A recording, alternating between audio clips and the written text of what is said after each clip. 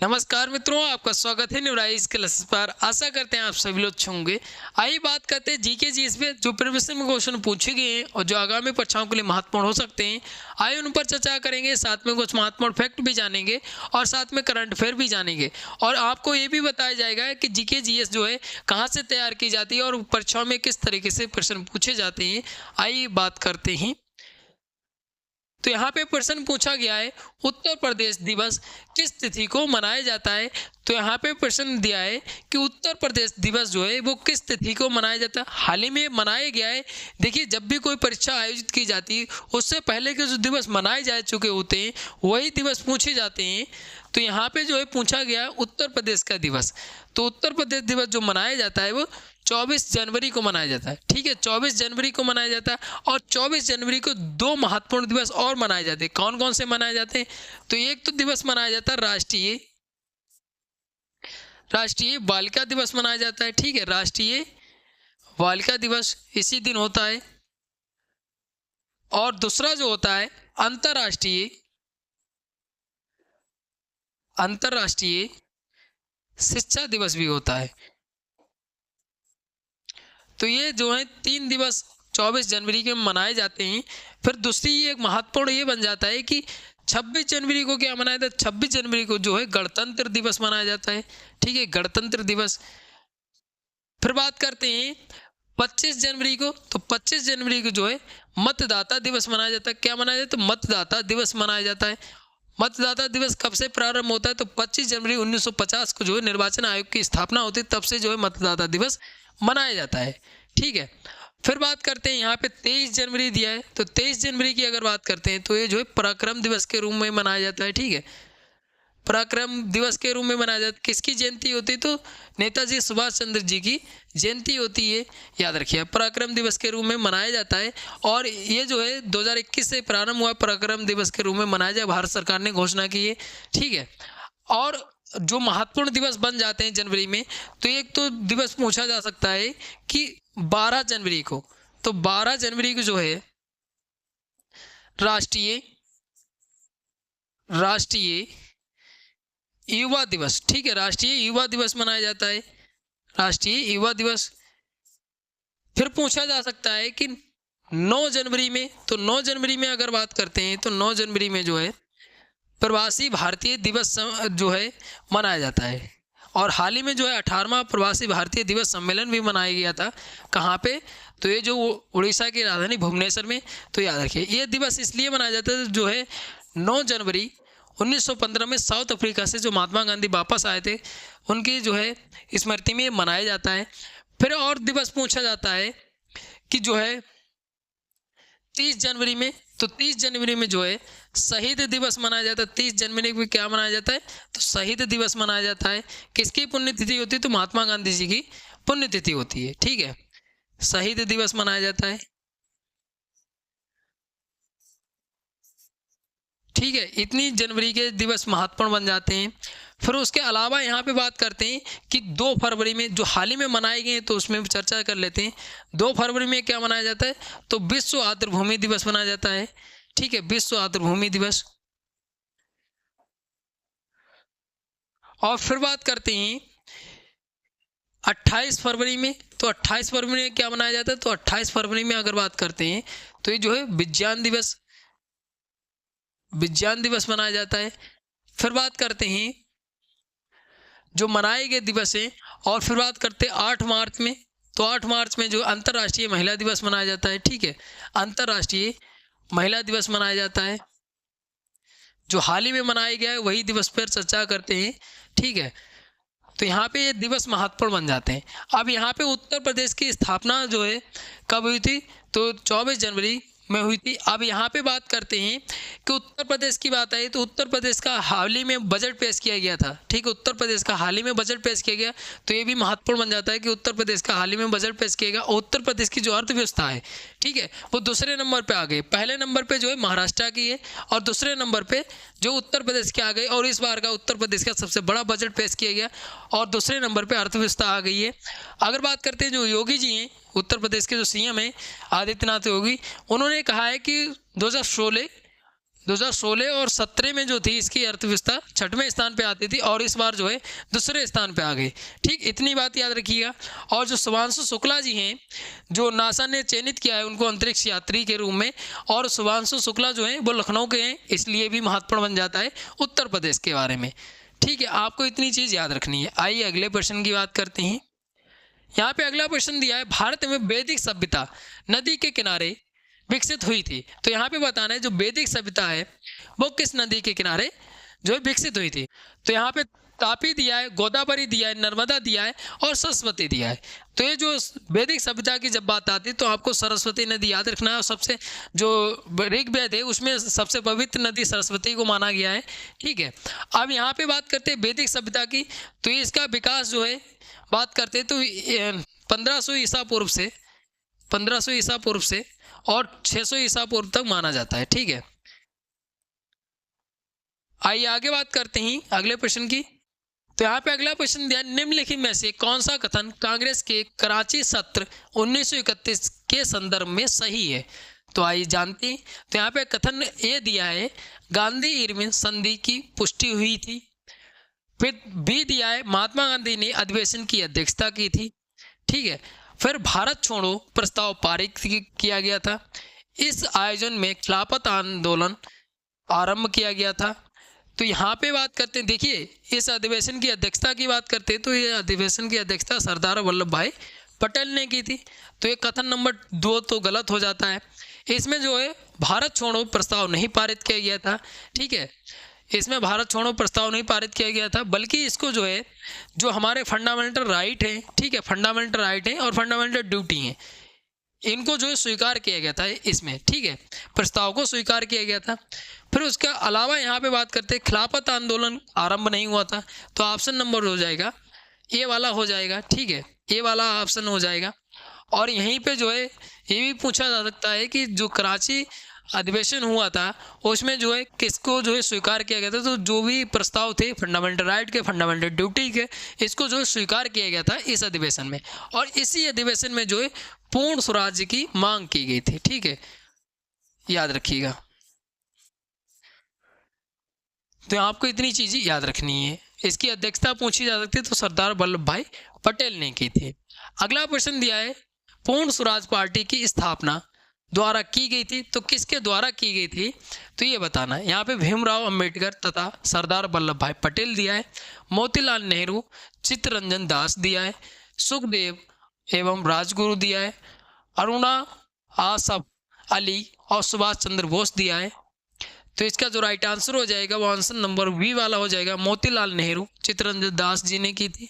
ठीक है, कब की थी तो ये जो है 1923 में की गई थी। ठीक है, 1923 में की गई थी। ऑप्शन नंबर जो है बी वाला सही हो जाएगा। आइए आगे बात करते हैं। अगला प्रश्न है, निम्नलिखित युग्मों में से कौन सा युग्म पहाड़ी दर्रों के संदर्भ में सही है। सही पूछा है।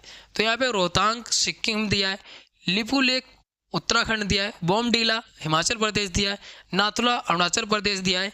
तो जो देखिए लिपुलेख दर्रा जो है वो कहाँ है तो उत्तराखंड में। ठीक है, उत्तराखंड में। अब देखिए लिपुलेख दर्रा जो उत्तराखंड में, उसके अलावा यहाँ पे पूछा जा सकता है, अगली बार हो सकता है तो इसमें जिम कॉर्बेट नेशनल पार्क भी है। क्या है तो जिम कॉर्बेट नेशनल पार्क भी है, तो ये पूछा जा सकता है। ठीक है, उसके अलावा यहीं पे बात करते हैं तो उत्तराखंड में करंट की अगर बात करते हैं तो उत्तराखंड में जो है ईसीसी लागू करने वाला देश का पहला राज्य बन गया है। ठीक है, और देहरादून में ऐसा एक मदरसा खोला गया जिसमें जो है अभी तक आपने सुना होगा मदरसे में कुरान पढ़ाई जाती है और जो है आयतें वगैरह रटवाई जाती हैं, बल्कि यहाँ पे जो है एनसीईआरटी और संस्कृत भी पढ़ाई जाएगी। ऐसा मॉडर्न रूप से मदरसा देहरादून में खोला गया है। ठीक है, देहरादून में खोला गया है और जो है उस मदरसे का डॉक्टर APJ अब्दुल कलाम के नाम पर नाम रखा गया है। उसके अलावा यहीं पे बात करते हैं तो जो है 38वें राष्ट्रीय खेलों का भी आयोजन किया गया इसी में उत्तराखंड में, तो ये इसलिए भी चर्चा में, तो याद रखिएगा। उसके अलावा यहीं पे जो है 100 मॉडल गांव का जो है मिशन चलाया गया, 100 मॉडल गांव तैयार किए जाएंगे। क्यों तैयार किए जाएंगे? तो यहाँ पे जो पुष्कर सिंह धामी जी हैं, सीएम है उत्तराखंड के, उन्होंने ये कहा है कि 50% से ज़्यादा जो जनसंख्या उत्तराखंड की वो पलायन कर गई है, इसलिए जो है हम अच्छे गाँव बनाएंगे, उसमें जो है निवास करेगी जनसंख्या जो भी उत्तराखंड की है, याद रखिएगा। आइए आगे बात करते हैं। तो यहीं पे दर्रे दिए, तो बात कर लेते हैं रोहतांग दर्रा जो है हिमाचल प्रदेश में, ठीक है, हिमाचल प्रदेश में। लिपू लेक दर्रा जो है उत्तराखंड में। बोमडीला दर्रा जो है अरुणाचल प्रदेश में। और बात करते हैं नाथुला दर्रा जो है सिक्किम में। फिर उसके बाद जो है पीर पंजाल दर्रा अगर पूछ लिया जाए तो कहाँ है? तो जम्मू कश्मीर में। जोजिला दर्रा जो है वो भी जम्मू कश्मीर में, ठीक है। महत्वपूर्ण जो दर्रे हैं वो पूछे जा सकते हैं, याद रखिएगा। आइए आगे बात करते हैं। यहीं पे अगला प्रश्न दिया है, निम्न में से कौन से राज्य में अष्टमुड़ी झील स्थित है? तो यहाँ पे आंध्र प्रदेश दिया है, केरल दिया है, तमिलनाडु दिया है और महाराष्ट्र दिया है। तो ये जो है केरल में स्थित है। ऑप्शन नंबर बी वाला सही हो जाएगा, ठीक है, केरल में स्थित है। और अगर बात करते हैं, केरल का जो नाम बदल कर दिया है मलयालम भाषा में केरलम कर दिया गया है, ठीक है। इतनी बात भी आपको याद रखनी। फिर केरल के जो 2 शास्त्रीय नृत्य भी पूछे जा सकते हैं, क्योंकि यहीं पे जो है देखिए, जब भी आप करंट रिवीजन करेंगे तो रिवीजन से ही करंट याद रहती है। अब केरल की बात आई तो केरल की अगर बात करते हैं तो इसका सीएम जो है विजयन है, और केरल की राजधानी क्या है? तिरुवनंतपुरम है। और केरल के जो शास्त्रीय नृत्य हैं 2 कौन कौन से हैं, तो वो भी एक बार में रिवीजन कर लेते हैं, क्योंकि जीके जीएस जो है वो रिवीजन मांगती है। तो इसका जो है कथकली, ठीक है, कथकली। उसके अलावा यहीं पे बात करते हैं तो एक जो है मोहिनीअट्टम, ठीक है, शास्त्रीय नृत्य है। तो इतनी चीज भी आपको याद रखनी है। आइए आगे बात करते हैं। तो यहीं पे अगर बात करते हैं तो प्रमुख झीलें दी हैं, तो झीलों में बात करते हैं अष्टमुड़ी जो है झील है वो केरल की है। वहीं बात करें कोलेरू जो है आंध्र प्रदेश में, लोकटक झील जो है मणिपुर में, और लोनार झील जो है महाराष्ट्र की है। और अगर बात करते हैं चिल्का झील उड़ीसा की, और चिल्का झील जो है सबसे पहले शामिल होने वाली रामसर स्थल में है। तो चिल्का झील जो है वो कहाँ की है? तो उड़ीसा की है। चिल्का झील जो है उड़ीसा की है। और फिर पूछा जाता है बूलर झील, तो बूलर झील की अगर बात करते हैं तो जम्मू कश्मीर की है, ठीक है, जम्मू कश्मीर की है। तो ये झीलें जो है पूछी जाती हैं, तो महत्वपूर्ण झीलें जो पूछी जाती हैं। लोकटक झील भी जो है किस में शामिल है? तो रामसर स्थल में शामिल है। इतनी चीज भी आपको याद रखनी है। आइए आगे बात करते हैं। अगला यहाँ पे प्रश्न दिया है, भारत के संविधान का भाग 8 से संबंधित है। तो यहाँ पे बताना है जो भारतीय संविधान है उसमें 22 भागों की जिक्र की गई है। तो 22 भागों में जो है भाग 8 संबंधित है, ये पूछा है।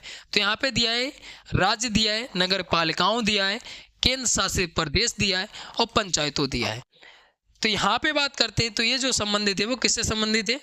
तो इसकी बात करते हैं तो ये जो संबंधित है वो ऑप्शन नंबर इसका हो जाएगा सी वाला। ऑप्शन नंबर सी वाला सही हो जाएगा, केंद्र शासित प्रदेशों से संबंधित है। अगर बात करते हैं नगर पालिकाओं से भाग कौन से संबंधित है? तो नगर पालिकाओं से भाग संबंधित है 9A, ठीक है, 9A संबंधित है। और पंचायतों से भाग 9 संबंधित है, ठीक है। इतनी चीज भी आपको याद रखनी है। बात करते हैं भारतीय संविधान की, तो भाग 7 जो है इसके अंतर्गत राज्यों की श्रेणी में इसका उल्लेख मिलता है, लेकिन इसका 7वां संविधान संशोधन अधिनियम था 1956 का, इसके द्वारा इसको जो है हटा दिया गया। फिर बात करते हैं केंद्र शासित प्रदेश का उल्लेख जो है भाग 8 में मिलता है। इसके अंतर्गत अनुच्छेद 239 से अनुच्छेद 242 तक है संबंधित, ठीक है। पंचायतों का उल्लेख मिलता है भाग 9 में, और इसके अंतर्गत जो है 243 से लेकर 243 का अड़ा तक है, ठीक है, याद रखिएगा। सहकारी समितियों से भाग कौन सा है? तो सहकारी समितियों से भाग 9V संबंधित है। इतनी चीज भी आपको याद रखनी है। अगला यहाँ पे प्रश्न दिया, भारतीय संविधान के अनुच्छेद में कहा गया है, क्या कहा गया है? तो कि सामाजिक और शैक्षिक रूप से पिछड़े वर्गों के लिए एक आयोग होगा जिसे राष्ट्रीय पिछड़ा वर्ग आयोग के रूप में जाना जाएगा। तो यहाँ पे जो है अनुच्छेद पूछा है कौन सा? संबंधित है। तो यहाँ पे अनुच्छेद जो दिया है 243Y1 दिया है, 243S1 दिया है, 124A1 दिया है, 338V1 दिया है। देखिए ये जो है प्रश्न पूछा गया था ईपीपीसीएस में भी प्रश्न पूछा गया था, ठीक है, ईपीपीसीएस में भी पूछा गया था और उसके अलावा और भी परीक्षाओं में पूछा जाता है। और इसका जो है प्रावधान कहाँ पे मिलता है, तो जो है 102वां संविधान संशोधन अधिनियम है उसके द्वारा इसका प्रावधान किया गया है, याद रखिएगा। अगला यहाँ पे प्रश्न दिया है लोकसभा की वॉइस किस भाषा में मुद्रित होती है, मतलब जो लोकसभा होती है उसकी वॉइस जो होती है मतलब बातचीत होती है वो किस भाषा में हो सकती है, तो ये बताना है। तो यहाँ पे हिंदी दिया, अंग्रेजी दिया, संस्कृत दिया, दोनों हिंदी और अंग्रेजी। तो यहाँ पे जो है बात करते हैं तो इसका जो जिक्र मिलता है दोनों भाषाओं में जो है बहस हो सकती है लोकसभा की। अब यहाँ पे लोकसभा की बात आई, देखिए लोकसभा का स्पीकर कौन है, तो ओम बिरला जी हैं, इतनी चीज़ भी याद रखिएगा। और यहाँ पे बताया गया है लोकसभा की बहस अंग्रेजी में भी हो सकती है, हिंदी में भी हो सकती है। अगर लोकसभा की बहस जो कर रहा है उसको हिंदी अंग्रेजी नहीं आती तो वो मातृभाषा में भी बात कर सकता है, ये बात कही गई है। फिर यहाँ पे लोकसभा की अगर बात करते हैं तो लोकसभा का उल्लेख भारतीय संविधान में कहाँ पे मिलता है, तो इसका उल्लेख मिलता है अनुच्छेद 81 में मिलता है। अब अनुच्छेद 81 में मिलता है लोकसभा का जो है स्पीकर कौन है, तो ओम बिरला जी हैं। फिर उसके अलावा यहीं पे बात करते हैं लोकसभा जो है कौन सा सदन है, तो निम्न सदन है, ठीक है, इसे भंग भी किया जा सकता है, ठीक है, निम्न सदन है। फिर यहाँ भी बात करते हैं लोकसभा किसका अंग है, तो लोकसभा जो है संसद का अंग है, ठीक है। संसद की बात करते हैं कि कितने अंग हैं संसद के, तो 3 अंग हैं, एक तो लोकसभा, एक राज्यसभा और प्रेसिडेंट, ठीक है। अंगों की बात कर रहे हैं तो यहाँ पे जो निम्न सदन होता है लोकसभा और उच्च सदन होता है राज्यसभा। राज्यसभा को उल्लेख भारतीय संविधान में अनुच्छेद 80 में मिलता है, प्रेसिडेंट का अनुच्छेद 52 में मिलता है, ये अंग हो गए। अगर वहीं पे पूछ लिया जाए संसद के जो ये सदन कितने होते हैं, संसद के सदन की अगर बात करते हैं, जो पार्लियामेंट होती है उसके सदन की अगर बात करते हैं तो 2 सदन होते हैं, कौन से, लोकसभा और राज्यसभा, ठीक है। और संसद का उल्लेख भारतीय संविधान में अनुच्छेद 79 में मिलता है। तो इतनी चीज़ आपको याद रखना है। अब लोकसभा की और बात करते हैं तो लोकसभा में मैक्सिमम सीटें 550 हैं, निर्वाचित कितने हैं, 543, ठीक है, इतनी चीज़ भी। और इस बार जो है 18वीं लोकसभा का चुनाव हुआ है 2024 में। आइए आगे बात करते हैं। अगला प्रश्न दिया निम्नलिखित में से कौन सा अनुच्छेद सर्वोच्च न्यायालय की अनुसांगिक शक्तियों से संबंधित है, तो यहाँ पे बताना है कौन सा अनुच्छेद जो संबंधित है। यहाँ पे अनुच्छेद 143 दिया है, अनुच्छेद 140 दिया है, अनुच्छेद 138 दिया है, अनुच्छेद 150 दिया है। तो ये अनुच्छेद 140 संबंधित है। आइए थोड़ा सा और चर्चा करते हैं इसके बारे में। तो यहाँ पे अगर बात करते हैं तो अनुच्छेद 140 जो है ये संबंधित है उच्चतम न्यायालय की अनुसांगिक शक्तियों से। फिर उच्चतम न्यायालय की अगर बात करते हैं तो अनुच्छेद 143 जो है उच्चतम न्यायालय से परामर्श करने की जो है राष्ट्रपति की शक्ति है। फिर अनुच्छेद 138 में बात करते हैं तो उच्चतम न्यायालय की अधिकारिता की वृद्धि है। और 150 में बात करते हैं तो संघ के और राज्यों की लेखाओं का प्रारूप इसमें जो है। और अगर बात करते हैं उच्चतम न्यायालय मतलब सुप्रीम कोर्ट की ही बात करते हैं तो सुप्रीम कोर्ट का उल्लेख भारतीय संविधान में अनुच्छेद 124 में मिलता है, अनुच्छेद 124 में मिलता है। और सुप्रीम कोर्ट के जो है नए मुख्य न्यायाधीश बनाएंगे 51 नंबर के, कौन बनाएंगे, तो संजीव खन्ना जी बनाएंगे। कौन बनाएंगे, तो संजीव खन्ना जी बनाएंगे। इतनी चीज़ भी आपको याद रखनी है। और सर्वोच्च न्यायालय में कुछ और भी परिवर्तन हुए इसका, जैसे नया ध्वज का अनावरण किया गया है। कौन सा ध्वज था, तो नीले कलर का ध्वज है। फिर उसके बाद यहीं पे पूछा जा सकता है कि जो न्याय की देवी थी उसके आंखों की पट्टी थी, उसके पट्टी को हटा दिया गया है। और हाथ में जो तलवार थी उसकी तलवार की जगह पे जो है भारतीय संविधान की बुक दी गई है, ठीक है। आइए अगले प्रश्न की बात करते हैं। तो यहाँ पे अगला प्रश्न दिया है भारत के संविधान में निम्नलिखित में से कौन सा संशोधन भाषा के आधार पर भारतीय राज्यों के पुनर्गठन को संवैधानिक रूप से बदलने के प्राथमिक उद्देश्य के साथ पारित किया गया था। तो यहाँ पे बताना है कौन सा संविधान संशोधन अधिनियम है जिसके द्वारा किया गया था। तो भाषा के आधार पर भारतीय राज्यों के पुनर्गठन को संवैधानिक रूप से बदलने के प्राथमिक उद्देश्य के साथ पारित किया गया था। तो यहाँ पे 10वां दिया है, 7वां दिया है, 4था दिया है और 6वां दिया है। तो ये जो है 7वां ये कब का संशोधन अधिनियम है? 1956 का, इसके द्वारा ये प्रावधान किया गया था। अब यहीं पे बात करते हैं, यहाँ पे भाषा के आधार पर पहला राज्य कौन सा गठित किया गया था, तो ये पूछा जा सकता है। ठीक है, तो पहला राज्य अगर बात करते हैं तो पहला राज्य जो भाषा के आधार पर था वो जो है आंध्र प्रदेश था। कौन सा? तो आंध्र प्रदेश था। ठीक है, आंध्र प्रदेश भाषा के आधार पर पहला जो है गठन किया गया था राज्य का। इतनी चीज भी आपको याद रखनी है। आइए आगे बात करते हैं। अगला यहाँ पे प्रश्न दिया है, भारतीय संविधान का निम्नलिखित में से कौन सा अनुच्छेद भारत के नियंत्रक महालेखा परीक्षक मतलब केग के लिए एक स्वतंत्र पद प्रदान करता है? तो यहाँ पे बताना है जो भारतीय संविधान है उसमें ऐसा कौन सा अनुच्छेद संबंधित है जिसमें जो है केग की नियुक्ति की बात की गई कि भारत का एक नियंत्रक और महालेखा परीक्षक होगा, और इसकी हाल ही में नियुक्ति की गई है, इसलिए भी चर्चा में हो जाता है। और इसका भारतीय संविधान में कहाँ पे उल्लेख मिलता है, अभी यहीं पे हम बताएंगे कि क्वेश्चन एग्जाम में किस तरीके से पूछा जा सकता है। देखिए यहाँ पे अनुच्छेद दिया है, अनुच्छेद 343 दिया है, अनुच्छेद 148 दिया, अनुच्छेद 124 दिया, अनुच्छेद 110 दिया है। अब यहीं पे अगर बात करते हैं कि जो है इसका उल्लेख भारतीय संविधान में मिलता है, अनुच्छेद 148 में मिलता है कि भारत का नियंत्रक महालेखा परीक्षक होगा। जो भी जो है वित्तीय संबंधी जो मामले होते हैं वो ये इसी का कार्य होता है। अब यहीं पे देखिए इसकी नियुक्ति बात करते हैं, नियुक्ति हुई थी नवंबर के टाइम पे। ठीक है, नवंबर के टाइम पे इसकी नियुक्ति हुई थी। भारत के नियंत्रक महालेखा परीक्षक कौन बनाए गए थे? तो के संजय मूर्ति जी बनाए गए थे।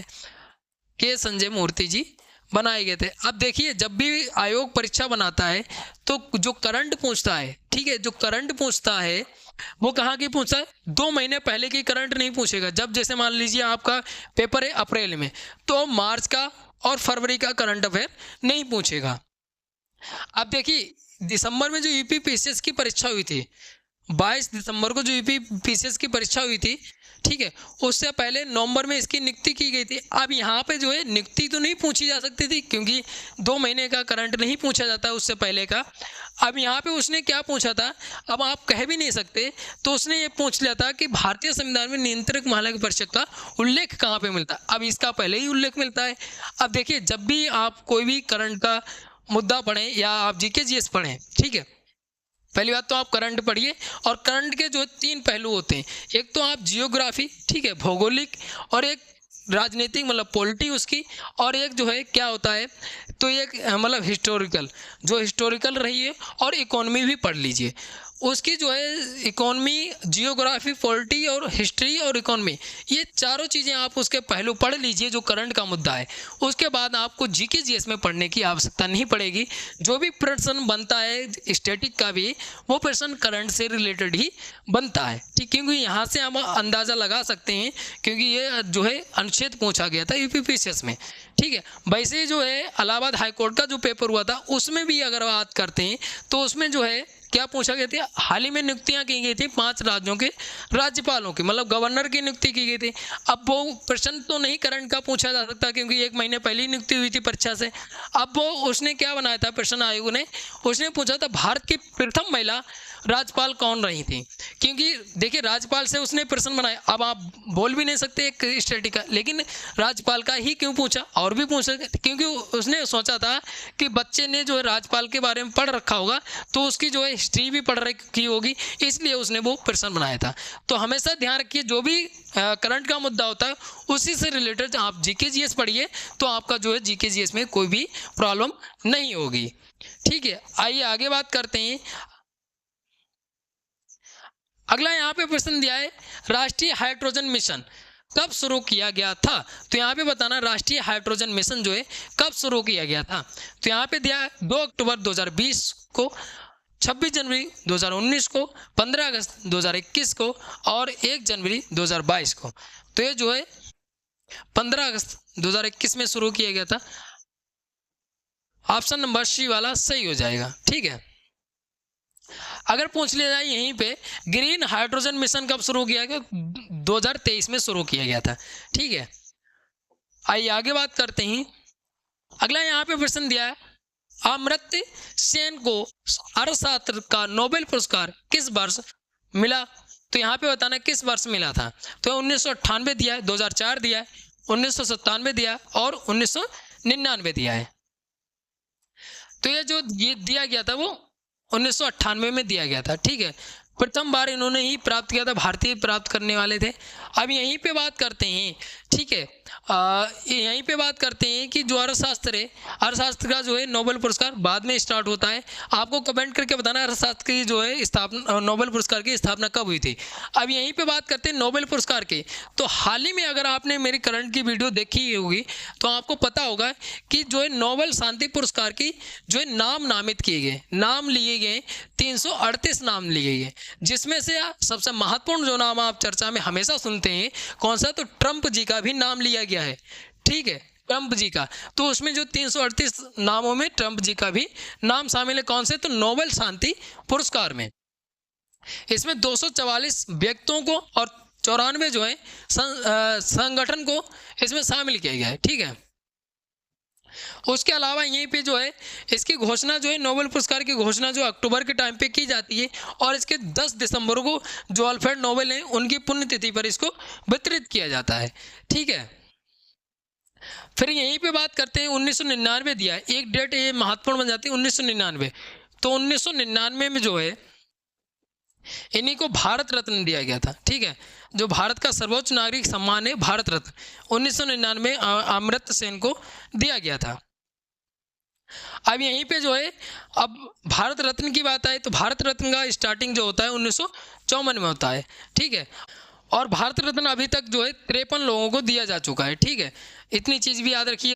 और 2024 में जो है 5 लोगों को भारत रत्न दिया गया था, जिसमें से कर्पूरी ठाकुर है, लाल कृष्ण अडवाणी है, चौधरी चरण सिंह है, पीवी नरसिम्हा राव है, एम एस स्वामीनाथन है, 5 लोगों को दिया गया था, ठीक है। अगला यहाँ पे प्रश्न दिया, जवाहरलाल नेहरू पुरस्कार किस लिए दिया जाता है। तो यहाँ पे दिया सरकारी सेवा, साहित्यिक सेवा, अंतर्राष्ट्रीय साझेदारी और सामाजिक कार्य। तो ये जो अंतर्राष्ट्रीय जो है साझेदारी के लिए दिया जाता है, ठीक है। ऑप्शन नंबर सी वाला सही हो जाएगा। ये जो है जवाहरलाल नेहरू जो है भारत के पहले प्रधानमंत्री रहे हैं, ठीक है। यहाँ पे अगला प्रश्न है, हमारे देश की सबसे प्राचीन भाषा कौन सी है। तो सबसे प्राचीन भाषा की जब बात आती है तो आपको एक चीज़ याद रखनी है, सबसे प्राचीन भाषा जो है वो संस्कृत है, ठीक है। सबसे प्राचीन भाषा संस्कृत है। अब देखिए संस्कृत को जो है शास्त्रीय भाषा का दर्जा दिया गया है, ठीक है। आइए देख लेते हैं शास्त्रीय भाषाएं कितनी हैं। वर्तमान में अगर बात करते हैं शास्त्रीय भाषाओं की तो वर्तमान में संख्या हो गई है 11। देखिए 5 भाषाओं को जो है शास्त्रीय भाषाओं को दर्जा जो है 2024 में अक्टूबर में दिया गया है, इसलिए 11 भाषाएं हो चुकी हैं। कौन कौन सी, इसमें जो है संस्कृत है, तमिल है, तेलुगु है, कन्नड़ है, मलयालम है, उड़िया है, मराठी है, पाली है, प्राकृत है, असमिया है और बंगाली है। तो ये जो है 11 भाषाएं शास्त्रीय भाषाएं हैं। अगर भाषाओं की जब बात आती है तो आपको एक प्रश्न और पूछा जा सकता है कि 8वीं अनुसूची में कितनी भाषाओं का उल्लेख मिलता है। तो 8वीं अनुसूची में जो है 22 भाषाओं का उल्लेख मिलता है। अब यहाँ पे एक प्रश्न और पूछा जाता है कि 22 भाषाओं में जो है राजस्थानी भाषा शामिल है या नहीं है। तो राजस्थानी भाषा नहीं है, लेकिन साहित्य अकादमी पुरस्कार जो वितरित किया जाता है वो राजस्थानी और अंग्रेजी भाषाओं में भी दिया जाता है।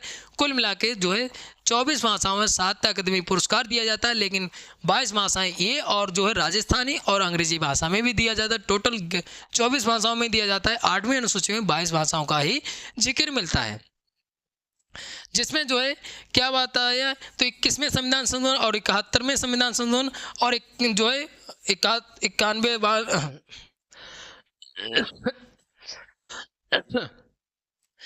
अगर बात करते हैं 22 भाषाओं की कौन कौन सी हैं तो इसमें असमिया है, बंगाली है, गुजराती है, हिंदी, कन्नड़, कश्मीरी, कोंकणी, मलयालम, मणिपुरी, मराठी, नेपाली, उड़िया, पंजाबी, संस्कृत, सिंधी, तमिल, तेलुगु, उर्दू, बोडो, डोंगरी, संथाली। तो ये 22 भाषाएं हैं, ठीक है। तो यहाँ पे जितने भी महत्वपूर्ण प्रश्न थे यहाँ पे चर्चा किया है, साथ में कुछ महत्वपूर्ण फैक्ट भी जाने। ऐसी वीडियो पाने के लिए चैनल को जरूर सब्सक्राइब कर लीजिए ताकि आपको जल्दी से जल्दी और नई से नई अपडेट मिलती रहे। और जीके जीएस के साथ करंट अफेयर और करंट अफेयर के साथ जीके जीएस आपको पढ़ने के लिए आसानी हो सके। मिलते हैं अगली वीडियो में, तब तक के लिए धन्यवाद।